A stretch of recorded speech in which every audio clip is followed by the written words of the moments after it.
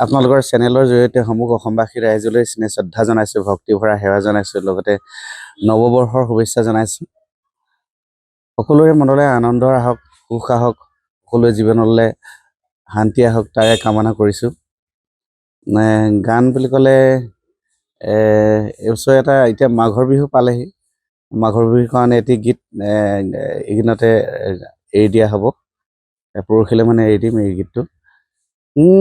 সম্পূৰ্ণ মাঘৰ বিহুত লিখা, মাঘৰ বিহুৰ কাৰণে।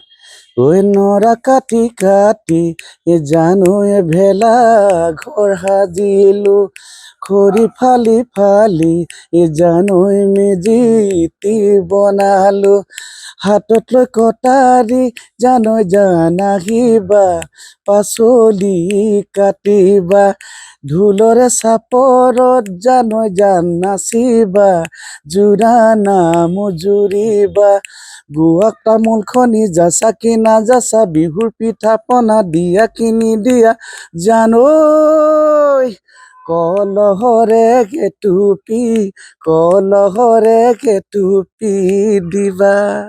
এনেকুৱা ধৰণৰ বিহুগীত।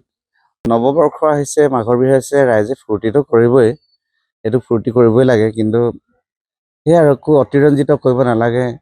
গাড়ী চাড়ীবিলাক খুব জোৰকৈ চলাই, সেইকাৰণে এক্সিডেণ্ট এটা হয়, বহুত এক্সিডেণ্ট হয়। গতিকে বাইক গাড়ী সেইবিলাক ইমান বেছি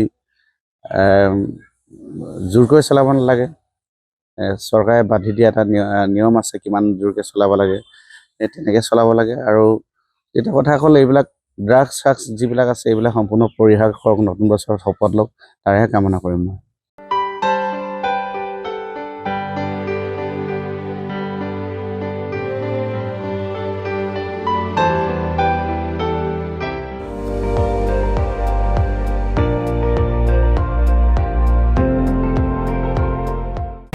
আপুনি চাই আছে ND24, সৰ্বশ্ৰেষ্ঠ নহয়, সৰ্বোত্তমৰ দৌৰত।